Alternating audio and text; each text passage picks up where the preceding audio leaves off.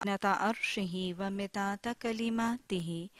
أعوذ بالله من الشيطان الرجيم بسم الله الرحمن الرحيم رب اشرح لي صدري ويسر لي أمري واحلل عقدة من لساني يفقه قولي واجعل لي وزيرا من أهلي اللهم ألهمنا رشدا وأعذنا من شرور أنفسنا اللهم أرنا الحق حقا وارزقنا اتباعه اللهم أرنا الباطل باطلا وارزقنا اجتنابه آمین ثم آمین۔ السلام علیکم ورحمۃ اللہ وبرکاتہ۔ اللہ سبحانہ تعالیٰ نے سورہ الزمر کی آیت نمبر 53 میں ایک بہت ہی خوبصورت سے انعام کا اعلان فرمایا ہے۔ اس آیت میں اللہ سبحانہ تعالیٰ کی رحمت پورے جوش پر ہے۔ اللہ سبحانہ تعالیٰ فرماتے ہیں قل، کہہ دیجئے، یا عبادی الذین اسرفوا علی انفسہم لا تقنطوا من رحمت اللہ ان اللہ یغفر الذنوب جميعا انہ هو الغفور الرحیم وانیبوا الی ربکم واسلموا لہ من قبل ان یأتیکم العذاب وہم لا تنصرون۔ آپ کہہ دیجئے، یہ کس کو کہا جا رہا ہے؟ نبی صلی اللہ علیہ وسلم کو، یا ہر قرآن پڑھنے والے کو، ہر قرآن کے قاری کو، ہر قرآن کے پڑھنے والے کو، قرآن کے معلم کو، عالم کو، دائی کو، مبلغ کو، سب ہی کو کہا جا رہا ہے کہ آپ کہہ دیجئے، میرے تمام ہی بندوں میں ایک اناؤنسمنٹ کر دیجئے میری ذات، صفات اور اختیارات کے حوالے سے۔ یہ اناؤنسمنٹ یا عبادی الذین، اللہ سبحانہ تعالیٰ اپنے کچھ بندوں سے مخاطب ہیں یہاں پر۔ کن بندوں سے؟ اللہ سبحانہ تعالیٰ اپنے صرف عبادت گزاروں، اپنے اطاعت گزاروں، اپنے فرما برداروں، تہجد گزاروں، روزے داروں، دینداروں سے مخاطب نہیں ہے یہاں پر۔ یہاں پر کن لوگوں سے مخاطب ہے؟ الذین اسرفوا علی انفسہم، ان بندوں سے مخاطب ہیں جنہوں نے اپنی جانوں پر ظلم اور زیادتی اور اسراف کا طریقہ اختیار کیا ہے۔ یہ کون سے بندے ہیں؟ اللہ کے کچھ وہ بندے جنہوں نے گناہوں کا ارتکاب کر کے، کچھ سرکشی، کچھ نافرمانیاں، کچھ حکم عدولیاں، کچھ حقوق سے اور کچھ حدود سے تجاوز کرنے والے بندوں سے اللہ سبحانہ تعالی مخاطب ہیں کہ تم لوگوں نے اگر کچھ گناہ، کچھ خطائیں، کچھ کمیاں، کچھ کوتاہیاں کر کے اپنے اوپر یہ ظلم کر لیا کہ اپنے گناہوں کے اعمال نامے میں گناہوں کو لکھوانے کا معاملہ اختیار کروا لیا ہے، اپنے گناہوں کے پلڑے کے بوجھ کے وزن کا اضافہ کرنے کا معاملہ اختیار کر کے اپنی جان پر ظلم کر لیا ہے، تو پھر کیا کرو؟ کیا اب تم مایوس ہو جاؤ؟ مایوسی کیا ہے؟ مایوسی تو کفر ہے نا۔ تو اللہ سبحانہ تعالیٰ کیا یہ کہہ رہے ہیں کہ اب اگر تم نے بہت سے گناہ اپنے نامہ اعمال میں لکھوا لیے، تم نے اپنے گناہوں کے اعمال نامے میں بہت سے بوجھ کا وزن کا اضافہ کر لیا، تو کیا ہو؟ تم مایوس نہ ہو جانا، تم مایوس نہ ہو جانا کہ اب ہم جنت میں داخل ہی نہیں ہو سکتے، تم نا امید نہ ہو جانا کہ اب ہم جہنم سے نکالے ہی نہیں جا سکتے۔ لا تقنطوا من رحمت اللہ، اللہ کی رحمت سے مایوس نہ ہو جانا۔ کیوں؟ ان اللہ یغفر الذنوب جميعا، ان کا مطلب ہوتا ہے بے شک، اس میں کوئی شک نہیں کہ اللہ سبحانہ تعالیٰ سارے کے سارے گناہوں کو بخش دے گا۔ کیسے بخشے گا؟ انہ هو الغفور الرحیم، اس میں کوئی شک ہی نہیں کہ وہ ذات غفور الرحیم ہے، بہت زیادہ رحم کرنے والی ہے اور بہت زیادہ بخشنے والی ہے۔ غفور کا مطلب مبالغے کی حد تک بخشنے والا۔ اس آیت میں اللہ سبحانہ تعالیٰ کی رحمت جوش پہ ہے، اپنے سب گناہگاروں، فاسقوں، فاجروں، نافرمانوں، سرکشوں سے، حدود سے تجاوز کرنے والے، اسراف اور زیادتی کرنے والوں، حقوق کی کمی کرنے والوں سے اللہ سبحانہ تعالیٰ اپنی رحمت کے عروج میں مخاطب ہے کہ مایوس نہ ہو جانا، نا امید نہ ہو جانا، میں اپنی رحمت سے تمہارے سارے گناہوں کو بخش دوں گا۔ بخشنا میری صفت ہے، بخشنا میری قدرت ہے، میری طاقت ہے، اور مجھے بخشنے میں لطف آتا ہے۔ میں سارے بخش دوں گا، تم کیا کرنا؟ انیبوا الی ربکم، تو میری طرف انابت کرنا، میری طرف رجوع کرنا، میری طرف پلٹنا، اور پلٹ کے کیا کرنا؟ واسلموا لہ، اور اللہ کی اطاعت کرنا، اس کے مسلم، اس کے فرما بردار بن جانا اس وقت سے پہلے کہ تم عذاب میں دھر دیے جاؤ اور پھر اس عذاب سے دوچار ہو کر تمہیں کوئی بچانے والا نہ ہو۔ سورہ زمر کی اس آیت نمبر 53 میں اللہ سبحانہ تعالیٰ نے اپنے انعامات میں سے ایک اور بہت بڑے انعام کا تذکرہ فرمایا ہے۔ سامعین، وہ رب جو بڑا ہی رحمان ہے،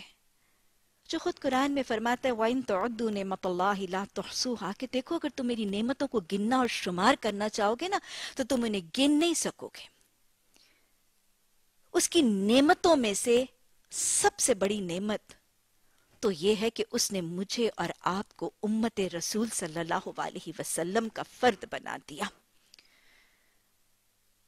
امتاً وسطاً اس کا فرد بنا دیا، وہ امت جس کے سر پر وہ خود کنتم خیر امتن کا تاج رکھتا ہے، اس امت کا فرد بنا دیا، اس امت کا فرد بنا دیا جس کو محمد صلی اللہ علیہ وسلم شافی محشر قیامت کے دن ان کے وضو کے اعضاء کے چمکنے کی بنیاد پر پہچان کے ان کی سفارش کریں گے، ان کو حوض کوثر سے پانی پلائیں۔ اللہ ہمیں ان میں سے بنا دے۔ یہ تو میرے اس رب کا سب سے بڑا انعام ہے، سب سے بڑا احسان۔ لیکن اس سب سے بڑی نعمت اور اس سب سے بڑے انعام کے بعد اس رب کا سب سے بڑا احسان کیا ہے؟ سب سے بڑا احسان میرے رحمان رب کا پھر مجھ پر، آپ پر، ہر ہی اپنے بندے پر یہ ہے کہ اس نے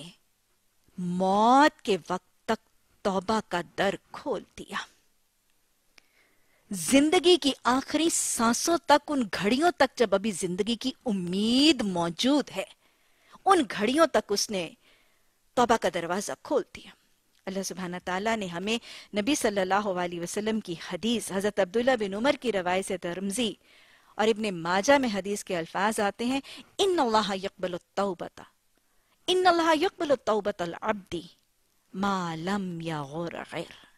کہ اس میں کوئی شک ہی نہیں کہ اللہ سبحانہ تعالیٰ اپنے بندے کی توبہ اس وقت تک قبول کرتا ہے جب تک موت کی غیر شروع نہیں ہو جاتی۔ موت کے یقینی ہو جانے تک توبہ کی یہ سہولت،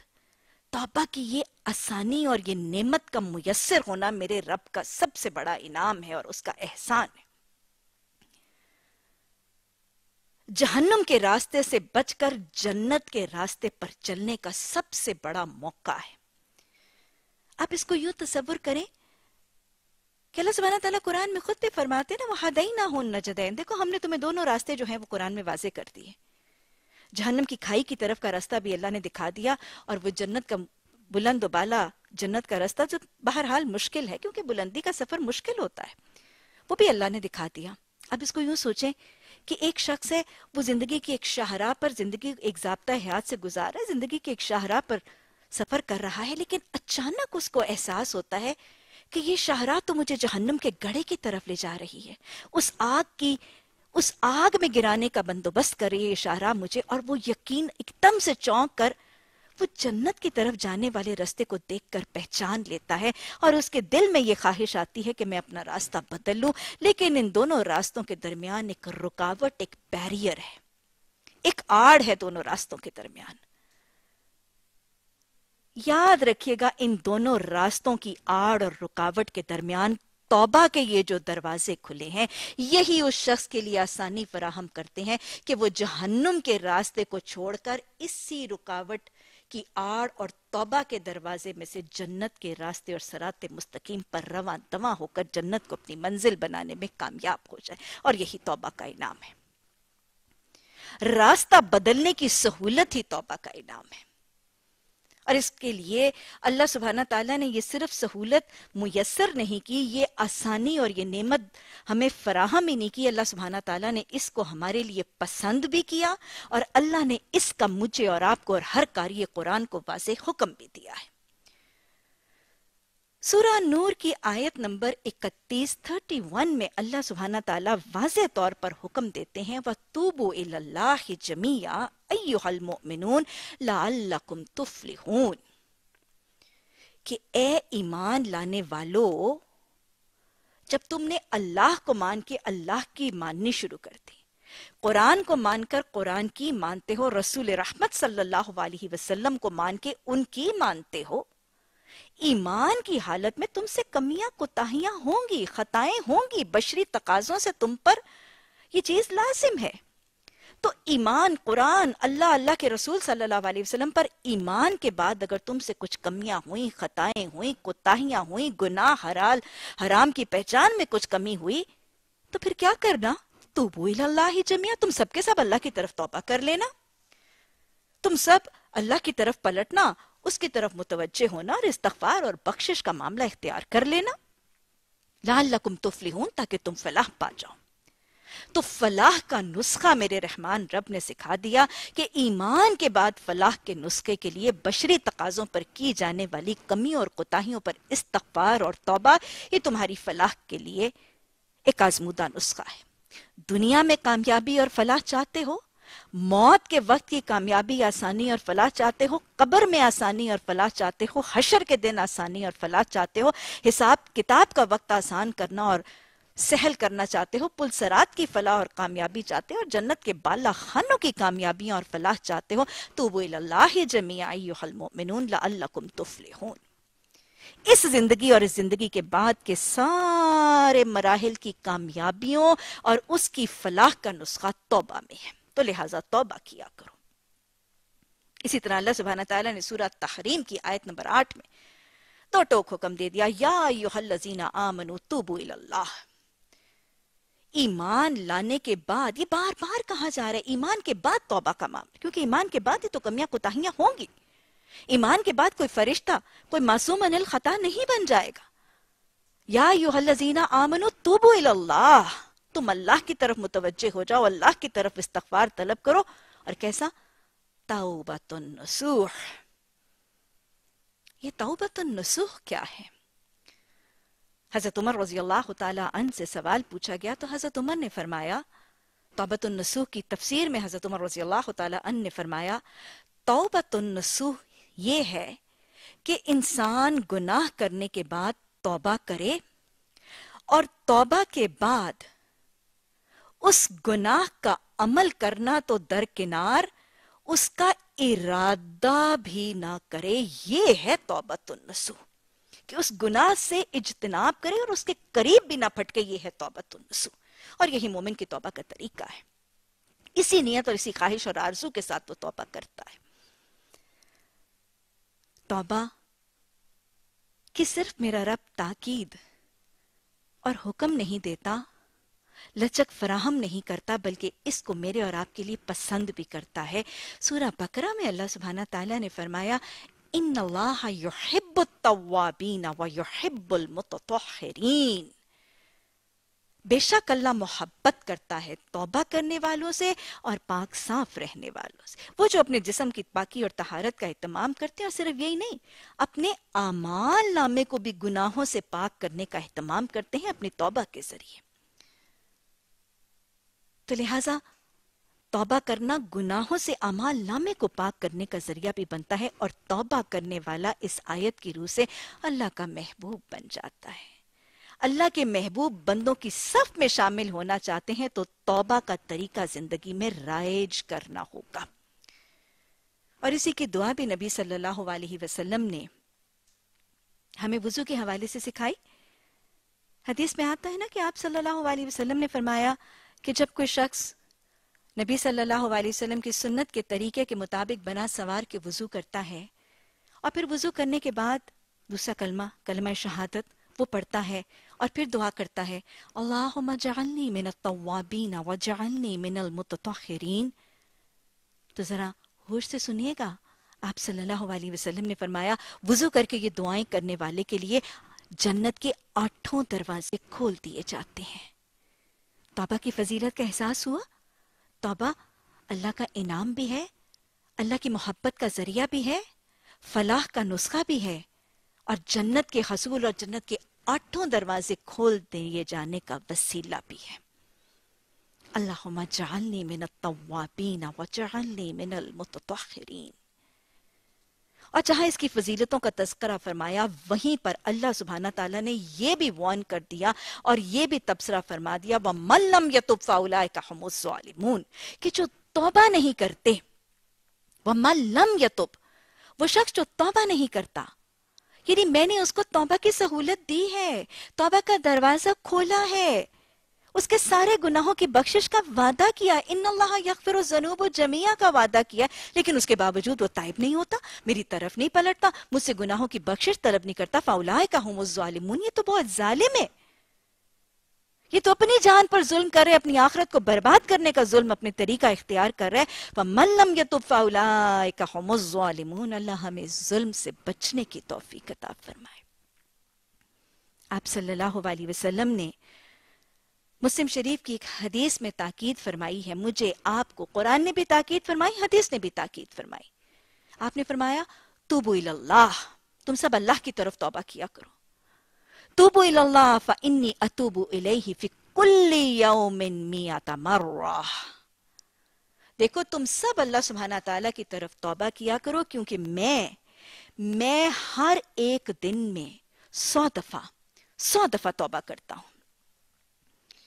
اور ایک حدیث میں یہ بھی آتا ہے فی الیوم قصیرۃ 70 مرہ، ایک دن میں 70 دفعہ سے زیادہ توبہ کرتا ہوں۔ آپ صلی اللہ علیہ وسلم، محبوب خدا صلی اللہ علیہ وسلم ایک دن میں فرما رہے ہیں کہ میں کم از کم 100 دفعہ توبہ کرتا ہوں۔ آپ جن کے لیے جنت کا وعدہ حیات طیبہ میں موجود تھا، ہم اپنے رویے، اپنے اعمال، اپنے اخلاق، اپنے معاملات، اپنی عبادات کی کمیاں کوتاہیاں، اپنے حقوق اللہ اور حقوق العباد کی کمیوں اور کوتاہیوں کا محاسبہ تو کر کے دیکھیں۔ کثرت سے استغفار کو اور توبہ کو اپنے لیے لازم کرنے کی تاکید حدیث میں اور قرآن میں دونوں میں موجود ہے۔ اللہ ہمیں اس انعام سے فیضیاب ہونے کی توفیق عطا فرما دے، کیونکہ یہ اتنا بڑا خزانہ ہے اور یہ اتنی بڑی نعمت ہے کہ ہمیں حدیث میں پتہ چلتا ہے نا کہ حضرت ابو ہریرہ رضی اللہ تعالیٰ عنہ کی روایت سے مسند احمد اور ابن ماجہ میں حدیث آتی ہے نا کہ آپ صلی اللہ علیہ وسلم نے فرمایا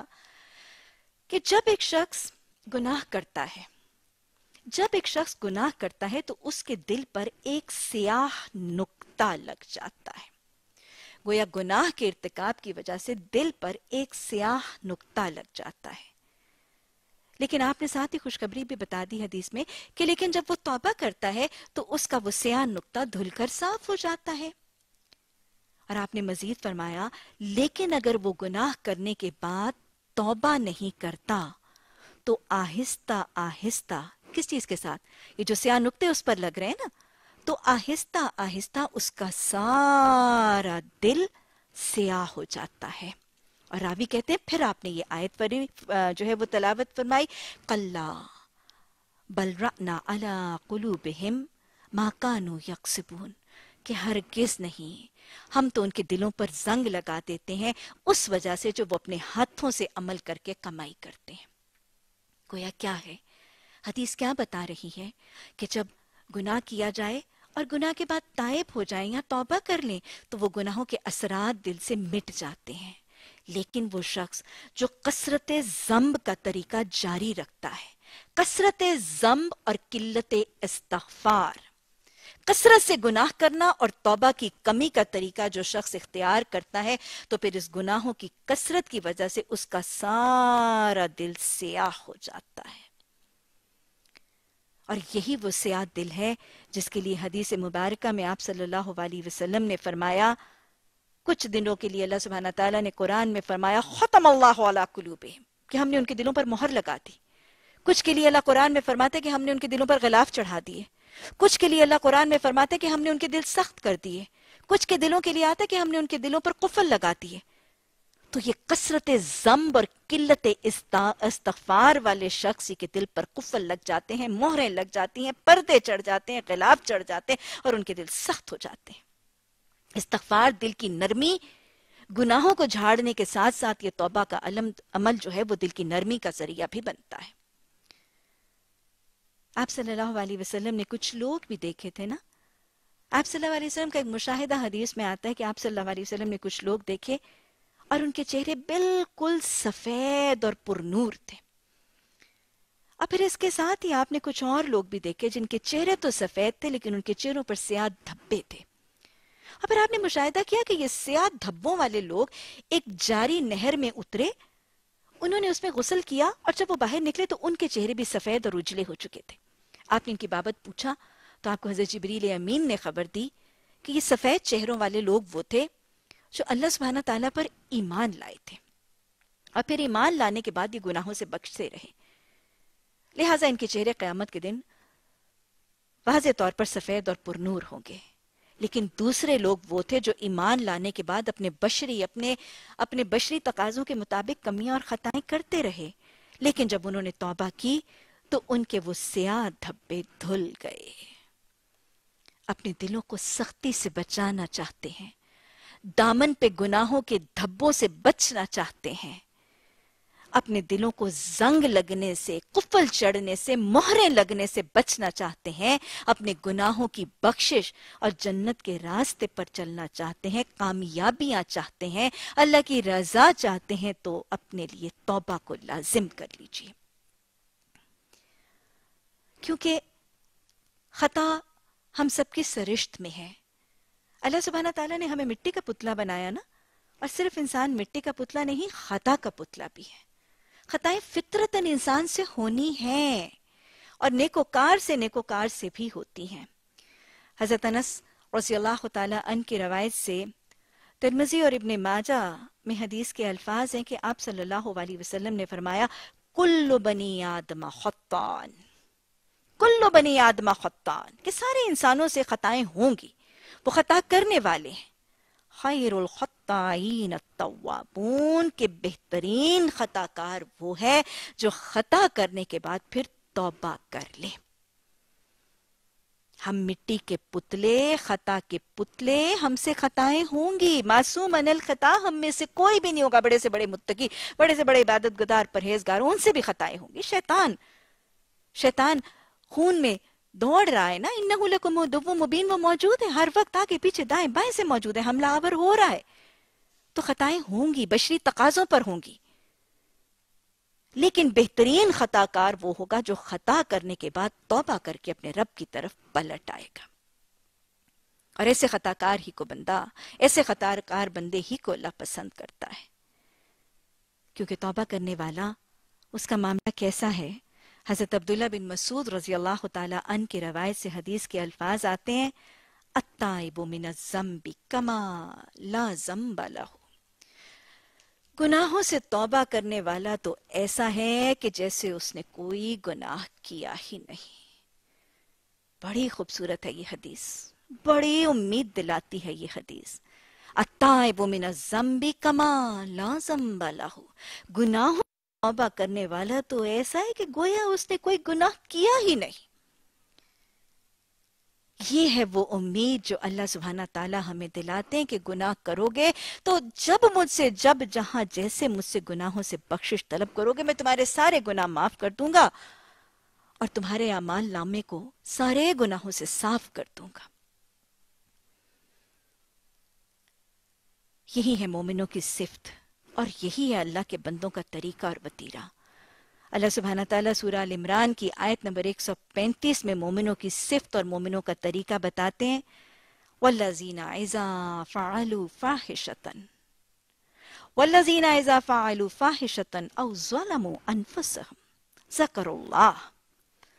فَاسْتَغْفِرُوا لِذُنُوبِهِمْ وَمَن يَغْفِرُ الذُّنُوبَ إِلَّا اللَّهُ، کہ مومن یہ صفت رکھنے والے ہیں وَالَّذِينَ إِذَا فَعَلُوا فَاحِشَةً او ظلموا انفسهم ذکروا اللہ فاستغفروا لذنوبهم ومن لم، کون ہے ومن یغفر الذنوب الا اللہ ولم یصروا علی ما فعلوا وهم یعلمون، کہ مومن وہ ہیں، اللہ کے فرما بردار بندے وہ ہیں کہ جب وہ کوئی فحش کام، کوئی منکرات، کوئی اللہ کے ناپسندیدہ کوئی حرام کام، کوئی گناہ کا ارتکاب کر بیٹھتے ہیں، بھول چوک سے کرتے ہیں، نسیان سے کرتے ہیں، دانستہ کرتے ہیں، شیطان کے بہکام و وسوسوں میں آ کے کرتے ہیں، لیکن جب بھی کوئی فحش کا کام، کوئی اللہ کی نافرمانی کا کام کر بیٹھتے ہیں اور پھر انہیں اللہ یاد آ جاتا ہے، انہیں رب کی ذات، رب کے احکامات، رب کے حقوق، رب کے بندوں کے حقوق اور رب کے حلال اور حرام کی پہچان یاد آ جاتی ہے، تو پھر کیا کرتے ہیں؟ پھر وہ اللہ سے بخشش طلب کر لیتے ہیں۔ فَاسْتَغْفِرُوا لِذُنُوبِهِمْ، اپنے اس گناہ اور اپنے ان گناہوں کے لیے اللہ سے بخشش مانگ لیتے ہیں۔ اور کیوں مانگتے ہیں؟ انہیں معلوم ہے وَمَن يَغْفِرُ الذُّنُوبَ إِلَّا اللَّهُ، اللہ کے علاوہ گناہوں سے اور بخشش کر کون سکتا ہے؟ اور پھر ایک اور رویہ، وَلَمْ يَصِرُّوا، وہ اس پر اصرار نہیں کرتے جو انہوں نے کیا ہے، یعنی گناہ کو پہچاننے، گناہ کے ارتکاب کے بعد اپنے گناہ کو پہچان لیتے ہیں،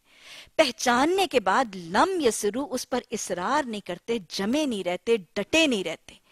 زد ڈٹائی اور تکبر اور گھمنڈ میں آ کے اس کو جاری نہیں رکھتے، اور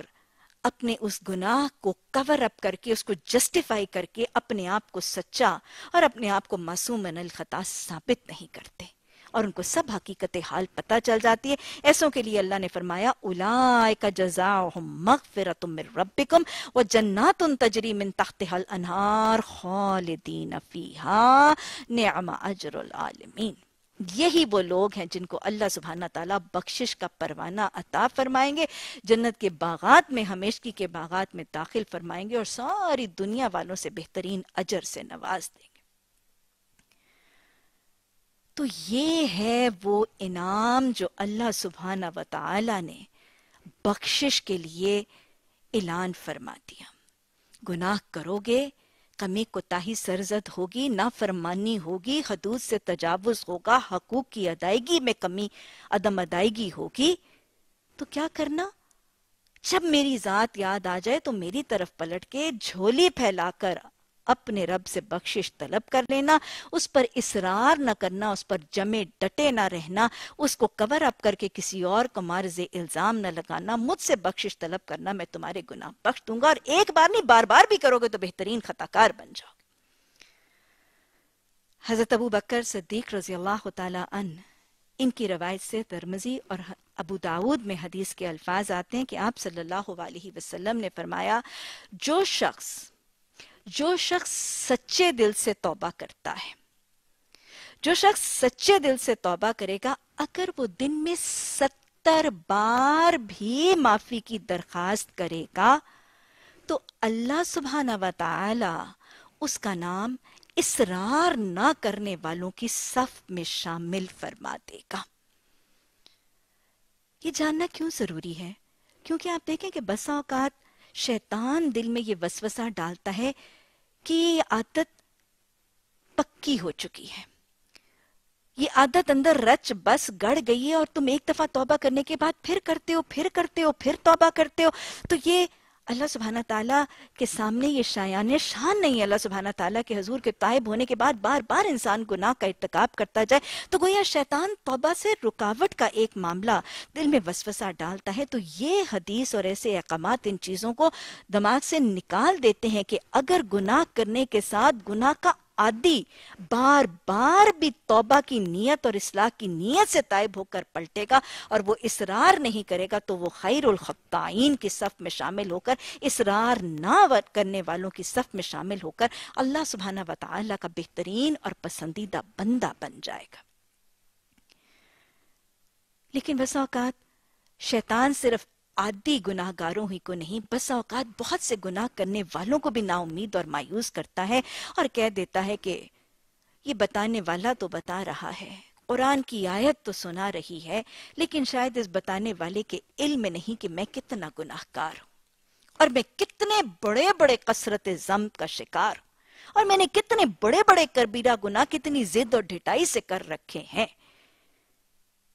میری توبہ اور میری معافی کا دروازہ کیسے کھلا ہو سکتا ہے؟ تو ایسوں کو اللہ سبحانہ تعالیٰ نے امید دلانے کے لیے سورہ حجر کی آیت نمبر 49 میں فرما دیا، نبی عبادی، کہ آپ میرے بندوں کو خبر دے دیں،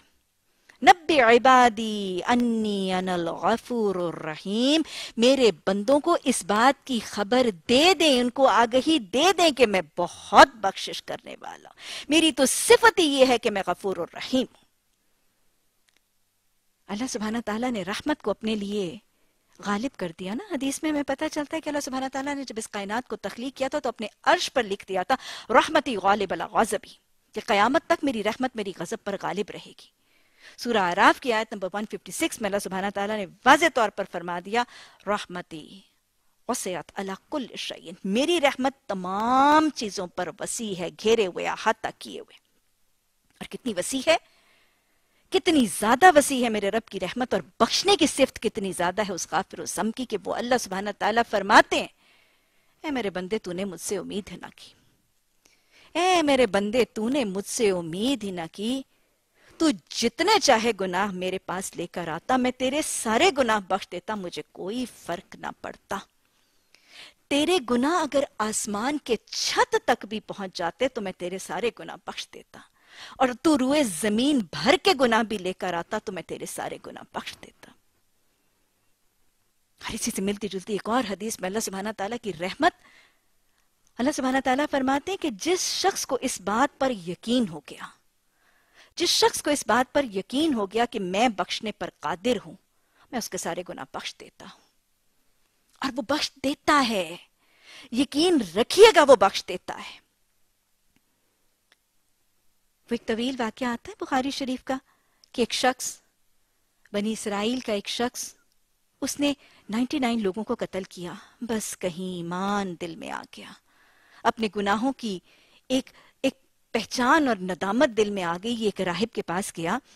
اس کو اپنے قتل کا تذکرہ کر کے کہ میں نے تو 99 لوگوں کو قتل کیا، کیا میری توبہ کا کوئی امکان موجود ہے؟ وہ راہب نے انکار کر دیا، تمہارے لیے توبہ کا کوئی امکان نہیں۔ اس شخص کو غصہ آیا، جابر ظالم تو ویسے ہی تھا، اس نے پکڑ کے اس راہب کو بھی قتل کر دیا، 100 کی نفری پوری ہو گئی۔ لیکن وہ توبہ کی تڑپ ابھی دل میں موجود تھی، وہ آگ سلگ رہی تھی، کہیں سے میرے لیے توبہ کا در کھل جائے۔ ایک اور راہب، ایک اور پادری کے پاس گیا، اس سے پوچھا، اب میں 100 لوگوں کا قاتل ہوں، کیا میرے لیے توبہ کا در کھلا ہے؟ اس اللہ والے نے کہہ دیا، ہاں تمہارے لیے رب نے توبہ کا دروازہ کھول دیا ہے، لیکن توبہ کی قبولیت کی شرط یہ ہے کہ تم اپنی اس گناہ کی بستی کو چھوڑ کے فلاں فلاں دوسری بستی کی طرف منتقل ہو جاؤ۔ دل میں توبہ کی آرزو سچی تھی، اصلاح کا طریقہ ڈٹا ہوا تھا۔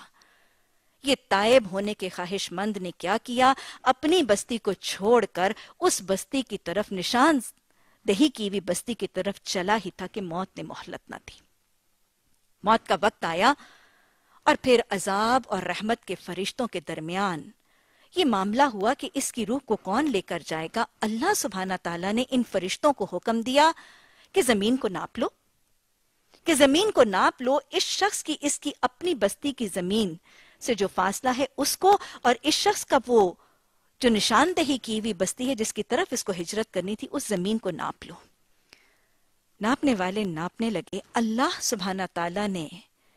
رحمتی غالب علی غضبی، وہ قابل توب رب نے جو توبہ کو قبول کرتا ہے، اس 100 لوگوں کے قاتل کی توبہ کی قبولیت کے لیے معاملہ کیا کیا؟ اللہ سبحانہ تعالیٰ نے اس زمین کو حکم دیا،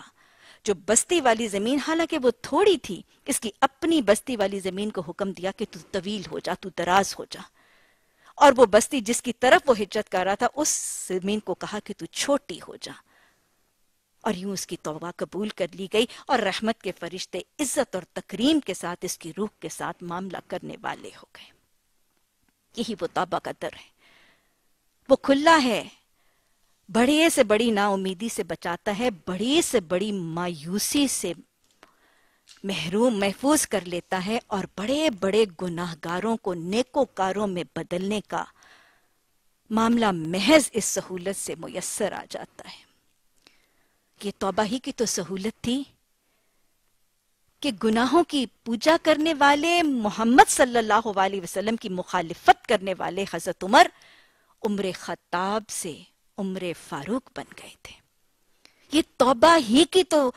لچک تھی، یہ توبہ ہی کی تو امید تھی کہ غزوہ احد تک مسلمانوں کے خلاف جنگ کرنے والے، مسلمانوں کے لشکر کو بھاری جانی مالی نقصان دینے والے حضرت خالد بن ولید جب تائب ہو کر پلٹے تھے، تو یہ توبہ ہی کا تو انعام تھا، اور توبہ ہی کے تو اثرات تھے کہ یہ سیف اللہ بن گئے۔ حضرت ابو ہریرہ رضی اللہ تعالی عنہ یہ تائب ہونے کا امکان لے کر ہی تو دین میں آئے تھے کہ یہ سب سے بڑے حدیث بیان کرنے والے بن گئے۔ ابو جہل کی بیوی ام حکیم نے توبہ کر لی، ہند نے توبہ کر لی، حبشی ویشی غلام نے توبہ کر لی، اور اکرمہ بن ابو جہل نے توبہ کر لی۔ گر جوانی توبہ کردن شیوائے پیغمبری، توبہ کرنا تو انبیاء کی سنت ہے۔ توبہ اللہ سبحانہ تعالیٰ کا بہت پسندیدہ عمل ہے، یہ انبیاء کی سنت ہے۔ انبیاء سے بھی جب کمیاں، کوتاہیاں، بشری تقاضوں پر ہوئیں تخلیق آدم علیہ السلام پہ دیکھیے، جب شیطان آہستہ آہستہ حضرت آدم علیہ السلام کو اپنے ڈھب پر لے آیا تھا، کمی کوتاہی شیطان نے دانستہ کی تھی، حضرت آدم علیہ السلام نے بھول چوک میں کی تھی، لیکن غلطی خطائیں دونوں سے ہوئی تھی، رویہ خطا پر فرق تھا۔ خیر الخطائین التوابون، حضرت آدم علیہ السلام نے کمی کوتاہی کرنے کے بعد، نافرمانی کرنے کے بعد اعتراف کر لیا تھا، اعتراف کر کے ندامت سے، پشیمانی سے اللہ سبحانہ تعالیٰ سے استغفار کر لیا تھا، نبوت سے نوازے گئے تھے اور اللہ اپنی رضا سے نواز دیا تھا اللہ نے، لیکن وہ شیطان ابا واستکبرا، جمع رہا تھا، ڈٹا رہا تھا، گھمنڈ کیا تھا، تکبر کیا تھا، فَبِمَا أَغْوَيْتَنِي، اپنے گناہ کا الزام اللہ کے اوپر ڈالا تھا۔ اللہ سبحانہ تعالیٰ نے کیا کہا؟ شیطان الرجیم بن گیا، مزعوما مدحورا بن گیا، لعنت زدہ بن گیا، دھتکارا ہوا بن گیا، فخرج منہا، جنت سے نکالا گیا۔ یہ ہے توبہ کی برکت۔ حضرت یونس علیہ السلام اللہ کے ہجرت کے حکم کے آنے سے پہلے جب جلد بازی کر کے اپنی بستی سے نکل گئے تھے، اللہ کی نافرمانی ہوئی، مچھلی نے نگل لیا، مچھلی کے پیٹ اور دکھ اور تکلیف کی حالت میں جب اپنا محاسبہ کیا تو اپنی کمی اور کوتاہی نظر آئی، اعتراف خطا کیا، کمی اور کوتاہی کا اعتراف کیا، اور وہ مچھلی کے پیٹ کے اندھیروں میں کیا کیا تھا؟ یہ ایک آیت نہیں تھی، یہ اعتراف خطا تھا، یہ ندامت تھی، یہ پشیمانی تھی، یہ استغفار تھا۔ لا الہ الا انت سبحانک انی کنت من الظالمین، اللہ تو پاک ہے، تیرے علاوہ کوئی الہ نہیں، گناہ میرا ہی تھا، ظلم میں نے ہی کیا تھا۔ اپنے گناہ کا اعتراف، ندامت، پشیمانی اور استغفار تھا، یہ اللہ سبحانہ تعالیٰ کو پسند آیا تھا اور مچھلی نے اگل دیا تھا، اور پھر اللہ کی رحمت شامل حال ہوئی تھی۔ حدیث کے الفاظ موجود ہیں، نسائی اور ابن ماجہ میں حدیث کے الفاظ موجود ہیں کہ آپ صلی اللہ علیہ وسلم نے فرمایا، خوش ہو جائے وہ شخص جو اپنے نامہ اعمال میں کثرت سے استغفار کو پائے۔ اور حدیث کے الفاظ مسند احمد اور ابو داؤد اور ابن ماجہ میں حدیث کے الفاظ آتے ہیں کہ آپ صلی اللہ علیہ وسلم نے فرمایا، جو شخص استغفار کو اپنے لیے لازم کر لیتا ہے، جو شخص استغفار کو اپنے لیے لازم کر لیتا ہے، اللہ سبحانہ وتعالی ہر تکلیف سے نکلنا اس کے لیے آسان کر دیتا ہے، اس کا غم، دکھ، پریشانی دور فرما کر اس کو اطمینان اور سکینہ عطا فرما دیتا ہے، اور اس کو رزق وہاں سے دیتا ہے جہاں سے اس کو گمان بھی نہ ہو۔ تو یہ ہے وہ استغفار کی برکت، توبہ کی برکت جو اللہ سبحانہ تعالیٰ نے ہمیں سہولت عطا فرمائی ہے۔ اللہ غم و دکھوں پریشانیوں کو استغفار کرنے والوں سے دور کر کے ان کے رزق کی آسانیاں فرما کے ان کے سارے مسائل کا حل فرما دیتا ہے۔ تو استغفار کیا ہے؟ یاد رکھیے گا، استغفار صرف کچھ کلمہ نہیں ہے، استغفر اللہ کا کلمہ نہیں، یہ دل کی حالت ہے، یہ رویہ ہے، یہ سوچ ہے، یہ ذہن کی حالت ہے۔ استغفار کا مطلب ایک پوری کی پوری تسبیح استغفر اللہ کی پڑھ لینا اور دل کا نہ بدلنا، یہ استغفار نہیں ہے۔ استغفار کیسے ہے؟ اللہ سبحانہ تعالیٰ نے سورہ النساء میں فرمایا، إِلَّا الَّذِينَ تَابُوا وَأَصْلَحُوا، وہ لوگ جو توبہ کرتے ہیں اور توبہ کے بعد وہ اصلاح کرتے ہیں، وَاعْتَصَمُوا بِاللَّهِ،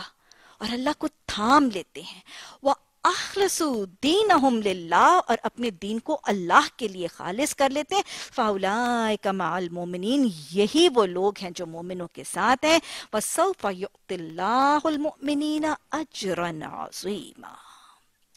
تو گویا توبہ کا طریقہ پھر کیا ہے؟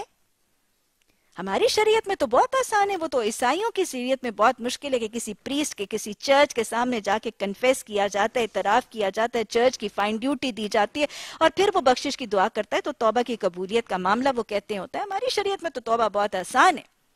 تنہائی میں، اندھیرے میں، بالکل کسی کے پس پردہ تنہائی میں انسان کیا کرتا ہے؟ سب سے پہلا عمل اپنے گناہوں کا محاسبہ کرتا ہے، اپنے اعمال کی سیلف اکاؤنٹیبلٹی اور آڈٹ کرتا ہے۔ وہ جو کہتے ہیں نا، حساب لو اس سے پہلے کہ تمہارا حساب لیا جائے، وہ پہلے اپنا محاسبہ کرتا ہے، اپنا حساب کتاب کرتا ہے، اور کڑا اور بے لاگ کرتا ہے۔ اپنے گناہوں کو وہاں پہ جب کھنگالتا ہے تو ان کا اعتراف کرتا ہے۔ لم یصروا علی ما فعلوا وہم یعلمون، اپنے گناہوں کو جاننے کے بعد، پہچاننے کے بعد وہ اصرار نہیں کرتا، وہ جمع ڈٹا نہیں رہتا، ان کا اعتراف کرتا ہے۔ یہ دوسرا مرحلہ۔ اعتراف کرنے کے بعد پھر وہ پشیمان ہوتا ہے، نادم ہوتا ہے کہ کس ذات کے آگے میں نے یہ کمی کوتاہی کر دی، کس بڑی ذات کی میں نے نافرمانی کر دی۔ وہ نادم اور پشیمان ہو کے پھر جھولی پھیلا کر اللہ سے بخشش کی دعا کرتا ہے، اور پھر اصلاح کی نیت سے رب کی طرف پلٹ آتا ہے، اصلاح کا وعدہ کرتا ہے، اصلاح کی توفیق مانگتا ہے، وَاعْتَصَمُوا بِاللَّهِ، اللہ کو تھام لیتا ہے، وَأَخْلِصُوا دِينَهُمْ لِلَّهِ، اور اپنے دین کو، اپنی اطاعت کو، اپنے زندگی کے ضابطے کو اللہ کی فرما برداری میں سونپ دیتا ہے۔ یہ ہے توبہ کا طریقہ۔ محاسبہ، اعتراف، پشیمانی اور ندامت، استغفار، اصلاح کر کے اللہ سے دعا اور حاجت روائی کر کے اصلاح کے وعدے پر جمنے کی کوشش، یہ ہے وہ استغفار کا طریقہ جو ایک دفعہ ہوا، 2 دفعہ ہوا، لیکن دل کی خلوص اور گہرائیوں سے ہوا تو رب قبول کرتا ہے۔ کثیر دعائیں قرآن میں موجود ہیں۔ حضرت آدم علیہ السلام کی دعا، ربنا ظلمنا انفسنا وَإِن لَّمْ تَغْفِرْ لَنَا وَتَرْحَمْنَا لَنَكُونَنَّ مِنَ الْخَاسِرِينَ رَبَّنَا إِنَّنَا آمَنَّا فَاغْفِرْ لَنَا ذُنُوبَنَا وَقِنَا عَذَابَ النَّارِ أَسْتَغْفِرُ رَبِّي مِنْ كُلِّ ذَنبٍ وَأَتُوبُ إِلَيْكَ اللهم اغفر لنا وارحمنا واجبرنا واعطنا وارزقنا اللهم اغفر لنا وللمؤمنين والمؤمنات والمسلمين والمسلمات اللهم إنك عفو كريم تحب العفو فاعف عني رب اغفر وارحم وأنت خير الراحمين ربنا تقبل منا إنك أنت السميع العليم وتب علينا إنك أنت التواب الرحيم آمين ثم آمين۔